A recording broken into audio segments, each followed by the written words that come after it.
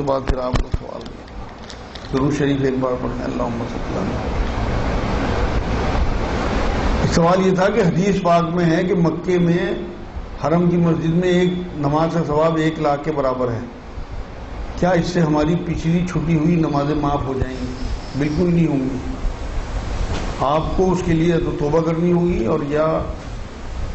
مطلب توبہ سے مراد یہ ہے کہ پچھلی نماز اللہ سے معاف کرا کے اور اگلی نمازیں نہ چھوڑنے کا عزم کرنا ہوگا، کیونکہ اس طرح تو ایک حدیث سے یہ بات ثابت ہے کہ حضور نے فرمایا کہ جماعت کی نماز کا جو ثواب ہے وہ 26 گنا زیادہ ہے اپنی نماز، پھر تو اسی میں چند دنوں میں پوری ہو جائیں گی پچھلی نمازیں۔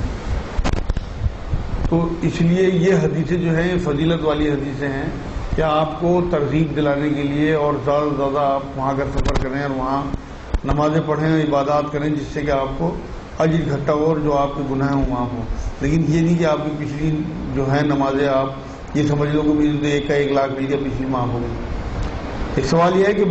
مکی اور مدنی صورتوں سے کیا مراد ہے؟ کیا حدیثیں مکی اور مدنی ہوتی ہیں؟ اصل میں مکی اور مدنی صورتوں کا جو معاملہ ہے، حضور اکرم صلی اللہ علیہ وسلم کی 13 سال کی مکی زندگی، اس میں جو بھی صورتیں نازل ہوئی ہیں وہ مکی کہلاتی ہیں، اور حضور اکرم صلی اللہ علیہ وسلم کی 10 سال کی مدنی زندگی، مدینہ کی زندگی جو ہے اس میں نازل ہوئی صورتیں جو ہیں وہ مدنی کہلاتی ہیں۔ اب اگر مدنی زندگی میں حضور اکرم صلی اللہ علیہ وسلم سفر میں تھے، جیسے فتح مکہ کا معاملہ ہوا،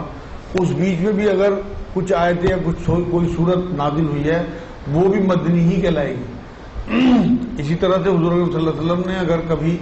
مکی زندگی میں کوئی سفر کیا ہے مدینے کی طرف کا یا کسی بھی طرف کا، اور وہاں کوئی وحی نازل ہو گئی تو وہ وحی بھی مکی ہی کہلائے گی، کیونکہ وہ مکی زندگی میں آئی ہے۔ اور مکی زندگی میں لگ بھگ 2/3 قرآن اترا، تو جو زیادہ صورتیں ہیں، جو بڑی بڑی صورتیں ہیں، وہ مکی زندگی میں اتری حضور صلی اللہ علیہ وسلم کی، اور 1/3 قرآن جو ہے وہ مدنی زندگی میں اترا، کیونکہ مدنی زندگی میں احکامات اور ان آیتوں کی، ان صورتوں کی وضاحت قرآن کی کرنی تھی، اس لیے زیادہ حدیثیں جو ہیں وہ آپ کو مدنی زندگی میں ملیں گی۔ قرآن تو زیادہ ملے گا مکی زندگی میں، کیونکہ اس ٹائم ترغیب دلانی تھی اور ایمان اور توحید کی بات بتانی تھی، لیکن حدیثیں جو ہیں کیونکہ ان سب کی وضاحت کرنی تھی وہ مکی زندگی میں آپ کو ملیں گی۔ حدیثیں جو ہیں وہ مکی اور مدنی نہیں ہیں، بلکہ حدیثیں تو حدیثیں ہیں جو حضور نے چاہے مکے میں فرما دیا چاہے مدینے میں فرما دیا، ان کی اس طرح سے علماء دین نے کسی قسم کا کوئی ان کا جو ہے وہ پارٹیشن نہیں کیا اس طرح سے۔ لیکن مکی اور مدنی صورتوں کی یہ بات میں نے آپ کو بتا دی کہ صورت کہیں بھی اتری ہو، آیت کہیں بھی اتری ہو، 13 سال کی زندگی میں شروع کی جو مکی کی زندگی وہ مکی صورت ہے، جو مدنی زندگی ہے وہ مدنی صورت کہلاتی ہے۔ اللہ پر توکل کیسے بڑھائیں؟ یہ بڑا اہم سوال ہے کہ اللہ پہ توکل کیسے بڑھائیں۔ بات یہ ہے توکل بنایا وکیل سے۔ اگر آپ اللہ کو اپنا وکیل ٹھہرا لیں اور آپ کو یہ یقین ہو جائے کہ اسے میری تمام حاجتوں کا، تمام ضرورتوں کا، تمام کمزوریوں کا پتہ ہے، تو آپ کا توکل لازمی اللہ پہ بڑھتا ہی چلا جائے گا۔ میں ایک چھوٹا سا واقعہ آپ کو سنا دوں، شاید آپ لوگوں نے سب نے سنا ہو، اس کی وضاحت ہو جائے گی۔ ابراہیم علیہ السلام جو خلیل اللہ کہلاتے ہیں، جب انہیں نمرود نے آگ میں پھینکنا شروع کیا، ابھی وہ ہوا میں تھے، آگ تک پہنچے نہیں تھے، کہ ادھر سے جبرائیل علیہ السلام اللہ کے پاس سے آئے اور یہ کہا ابراہیم علیہ السلام سے کہ آپ کو کوئی حاجت ہو تو بتائیے۔ تو ابراہیم علیہ السلام نے جبرائیل علیہ السلام سے بات کہی کہ مجھے تم سے کوئی حاجت نہیں ہے۔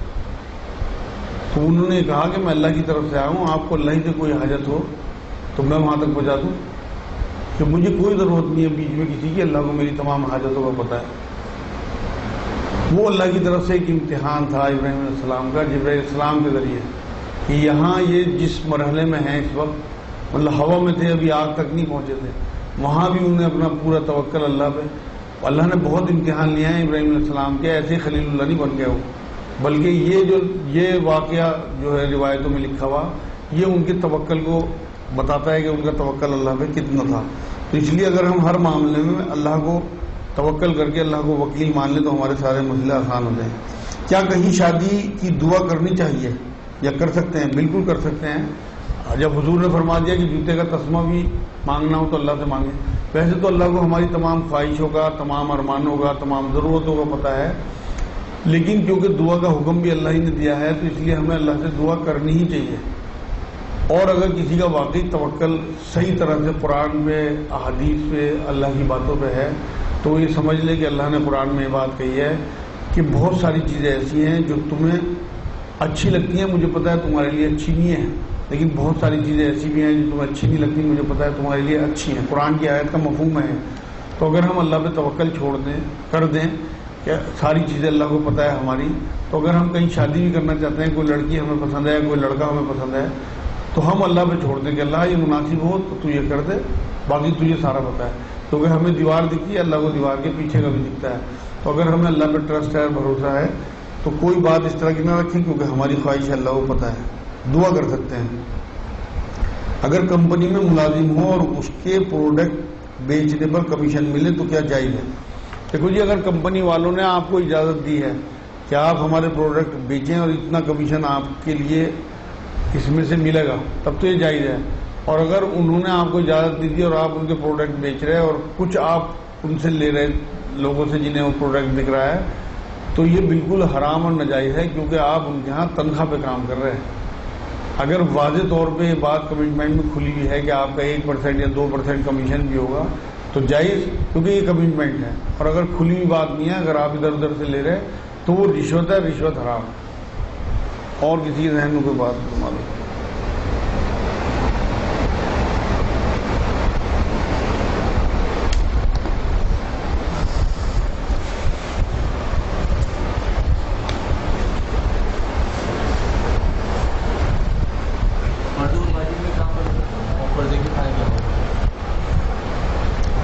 اصل میں فرض اور واجب، ان کا سوال یہ ہے فرض اور واجب میں کیا فرق ہے، فرض کفایہ کیا ہے؟ فرض وہ چیزیں ہیں جو حضور صلی اللہ علیہ وسلم نے بتا دیا کہ یہ اللہ کی طرف سے تمہارے اوپر فرض کر دی گئی۔ اس میں جو ہے اسلام میں 5 فرض ہیں۔ ایک کلمہ، کلمے کے بعد 4 چیزیں اور جو سب کو وضاحت سے معلوم ہے کہ نماز، روزہ، حج، زکوٰۃ۔ اور واجبات وہ چیزیں ہیں جن کا قرآن نے حکم دیا ہے آپ کو کرنے کا، جیسے جھوٹ نہ بولنا، جیسے دھوکہ نہ دینا، جیسے بد نظری سے بچنا۔ وہ پوری ایک لسٹ ہے، پوری وہ واجبات میں سے آتے ہیں جو اللہ نے قرآن میں حکم دیا ہے، جو وضاحت سے حضور نے فرما دیا کہ تمہارے اوپر اسلام کے یہ فرض ہیں، وہ فرائض کہلاتے ہیں۔ اس کے بعد فرض کفایہ کا جو معاملہ ہے، فرض کفایہ کہتے ہیں جو کافی ہو جانا، مطلب اللہ کا کوئی حکم ہو اور کسی بستی کے لیے کوئی حکم ہو اور اس میں سے چند لوگ یا ایک آدھا آدمی بھی اس کام کو کر دے تو وہ کافی ہو جاتا ہے، مطلب وہ فرض ادا ہو جاتا ہے۔ جیسے اعتکاف کے بارے میں آتا ہے کہ اگر ایک بستی میں کوئی ایک آدمی بھی اس بستی کی مسجد میں بیٹھ جائے تو وہ فرض کفایہ ہے، فرض ادا ہو جائے گا۔ اسے آپ اس طرح سے سمجھ لیں کہ کوئی باپ جو ہے وہ بیٹھا ہے اور کوئی کام کر رہا ہے اپنا، اور 4 بیٹے اس کے قریب میں بیٹھے ہیں صوفے پہ، اور وہ آواز دے کے کہے کہ مجھے پانی پلا دو۔ ان 4 میں سے کسی کا نام بھی نہ لے، ان میں سے ایک بچہ اٹھے اس کا اور وہ لا کے اسے پانی پلا دے، تو وہ فرض ادا ہو گیا 4 کی طرف سے۔ اگر ان میں سے ایک بھی نہ اٹھے اور وہ اس نے پانی کو کہا اور کوئی بھی پانی نہ لایا اور 15 منٹ کے بعد وہ ان کی ڈانٹ پلایا اور انہیں سنائے اور ان پہ سختی کرے یا ان کی پٹائی کرے، باپ کہ تم سے میں نے پانی مانگا تم نے نہ لا کے دیا، تو وہ ایک نے بھی فرض ادا نہیں کیا۔ یہ ہے فرض کفایہ کہ اگر 4 میں سے ایک نے بھی پانی لا دیا تو اس کا فرض ادا ہو گیا۔ اسی طرح ایک بستی میں سے کسی ایک نے بھی اللہ کے اس حکم کو پورا کر دیا تو سب پکڑ سے بچ گئے، ورنہ سب پکڑ میں آئے گے۔ جس طرح سے میں نے آپ کو بتایا کہ اس والد نے 4 کو پکڑ لیا، اگر ایک بھی پلا دیتا تو 4 بچ گئے تھے۔ کچھ آیتیں جو ہے جو نماز میں پڑھتے ہیں، جیسے التحیات ہے، دعا قنوت ہے، یہ کلام پاک میں نہیں ہے، تو ان کا کیا ماننا ہے؟ ایسا کیوں ہے؟ ان کا سوال یہ ہے کہ جو کچھ چیزیں ہم، یہ آیتیں نہیں ہیں بلکہ یہ دعائیں ہیں جو حضور صلی اللہ علیہ وسلم نے ہمیں سکھائی ہیں، اور وہ کلام پاک میں نہیں ہے، وہ ہم پھر بھی نماز میں کیوں پڑھتے ہیں؟ اصل میں بات یہ ہے کہ ہمیں کلام پاک میں تھوڑے سے حکم دیے گئے ہیں، ان کی وضاحت نہیں فرمائی گئی۔ میں نے بھی آپ کو بتایا کہ 26 انبیاء کا ذکر ہے قرآن میں، اس کے 1,24,000 انبیاء آئے ہیں، تمام کا ذکر اللہ نے قرآن میں نہیں کیا۔ اگر اسی طرح اللہ نماز کو کھول کے پوری وضاحت کے ساتھ بیان کرتے قرآن میں، تب بھی قرآن بہت ضخیم ہو جاتا، کیونکہ کتنی رکعات ہیں، کس طرح پڑھنی ہے، کس کس وقت پڑھنی ہے، التحیات کیسے پڑھیں، ہاتھ کہاں باندھیں، کس طرح سے ہاتھ اٹھائیں، کہاں نظریں رکھیں، یہ ساری وضاحت ہمیں حدیث سے ملتی ہیں۔ انہی احادیث میں حضور اکرم صلی اللہ علیہ وسلم نے ہمیں التحیات میں ہمیں کیا پڑھنا ہے، تکبیر میں ہمیں کیا پڑھنا ہے، رکوع میں ہمیں کیا پڑھنا ہے، وہ وضاحت کے ساتھ فرما دیا۔ جو جو چیزیں قرآن کی ہمیں پڑھنی ہیں وہ بھی حضور نے بتا دی، التحیات میں یا دعائے قنوت میں جو ہمیں پڑھنا ہے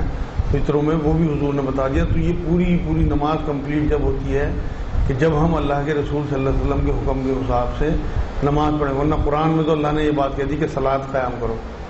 کوئی وضاحت نہیں کی کہ کس وقت کرو، کس طرح کرو، کیوں کرو، کس طرح سے اسے مطلب سیٹنگ کرو، اس کی کیسے نیت باندھو۔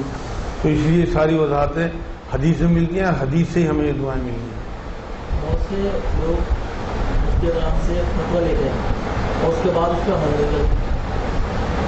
ویسے لوگوں کے لیے کیا ہوگا؟ ان کا سوال یہ ہے بہت سے لوگ مفتی حضرات سے فتویٰ لیتے ہیں، اس پہ عمل نہیں کرتے، ان کے لیے کیا حکم ہے؟ بس وہ گناہ گار ہوئے اور وضاحت کے ساتھ انہیں ساری بات پتہ لگ گئی، اس کے بعد بھی عمل نہیں، اصل میں تو پکڑے ہی وہ لوگ جائیں گے، کیونکہ قرآن یہ کہتا ہے کہ علم والوں کا درجہ جو ہے وہ زیادہ ہے۔ علم آنے کے بعد اگر عمل کرتا ہے انسان تو اسے درجہ زیادہ ملتا ہے، اسی طرح علم آنے کے بعد بھی اگر عمل نہیں کرتا تو اس کی پکڑ بھی زیادہ ہے۔ انون کو تو ایک بار چھوڑا جا سکتا ہے، کوئی دیہاتی ہے اگر وہ کسی ٹرین میں چڑھ گیا اور اس کی حالت خراب ہے اور ٹی ٹی کو بھی دکھے گا کہ گاؤں والا ہے، نہ بولنا جانتا ہے نہ کچھ، شاید معاف کر دے، لیکن سوٹڈ بوٹڈ کوئی چڑھ گیا یوں کہہ مجھے تو پتہ ہی نہیں تھا ٹکٹ لینا پڑے گا، تو سب سے پہلے اسے ہی ڈالے گا جیل میں۔ تو اسی طرح سے جو لوگ علم والے ہیں ان کے درجے جو ہیں وہ بلند ہیں، اسی طرح ان کی پکڑ بھی زیادہ ہے۔ جیسے یونس علیہ السلام ایک نبی گزرے ہیں، ہلکی سی چوک پہ اللہ رب العزت نے انہیں مچھلی کے پیٹ میں پہنچا دیا تھا، تو جس کی جیسے مطلب جس کا جیسا درجہ اس کی ویسی پکڑ۔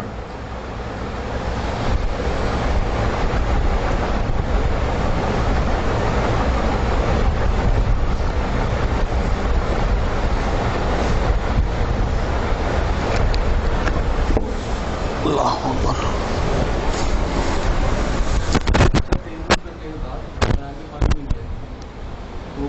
پانی سے استنجا کرنا ضروری ہے۔ ان کا سوال یہ ہے کہ کہیں پانی میں اثر نہ ہو تیمم کے لیے، اور آگے پانی مل جائے تو کیا تیمم باقی رہے گا؟ اصل میں جو بھی وجہ وضو ٹوٹنے کی ہیں وہ تمام وجہیں تیمم ٹوٹنے کی بھی ہیں، صرف ایک وجہ یہ اضافی ہے کہ اگر آپ کو کہیں پانی میں اثر نہیں ہے، آپ نے تیمم کر لیا اور آگے آپ بڑھے، وہ نماز آپ نے پڑھ لی، اگلی نماز آپ جس جگہ پہنچے سفر میں اور وہاں پانی موجود ہے اور کسی بھی وجہ سے آپ کا تیمم نہیں ٹوٹا، تو پانی ملنے کی وجہ سے آپ کا تیمم ٹوٹ گیا، اب آپ کو وضو کرنا ہے، کیونکہ تیمم جو ہے وہ پانی کا بدل کی وجہ سے، کہ پانی نہیں تھا اس کے بدلے میں آپ نے وضو جو ہے اس کا بدل جو ہے تیمم ہے، لیکن جب پانی جس وجہ سے تیمم کرایا گیا وہ وجہ پوری ہو گئی، پانی مل گیا، تو تیمم باقی نہیں رہا بلکہ تیمم ٹوٹ گیا، اب آپ کو وضو کرنا ہوگا۔ لوگ سردی کی وجہ سے تیمم کر کے نماز وضو کریں تو ہوتا ہے؟ ان کا سوال یہ ہے کہ کوئی اگر سردی کی وجہ سے تیمم کر کے نماز پڑھے تو ہو جاتی ہے۔ ہاں اگر کوئی ضعیف اور بیمار ہے اور پانی سے اسے خطرہ ہے تو بالکل اجازت ہے اس میں شریعت میں اس بات کی کہ وہ تیمم کر کے نماز پڑھ لے، لیکن اللہ کو سارا پتہ ہے کہ کون کس قابل ہے۔ مان لو کہیں سفر میں ہے اپنی ضرورت کے لیے تو ٹھنڈا پانی بھی استعمال کر لیا، نماز کے معاملے میں تیمم کر رہے ہیں تو وہ بھی اللہ کو پتہ ہے، اور کوئی اگر مجبور ہے اتنا واقعی تو بالکل شریعت میں اجازت ہے، یہ رخصت ہے اللہ کی طرف سے۔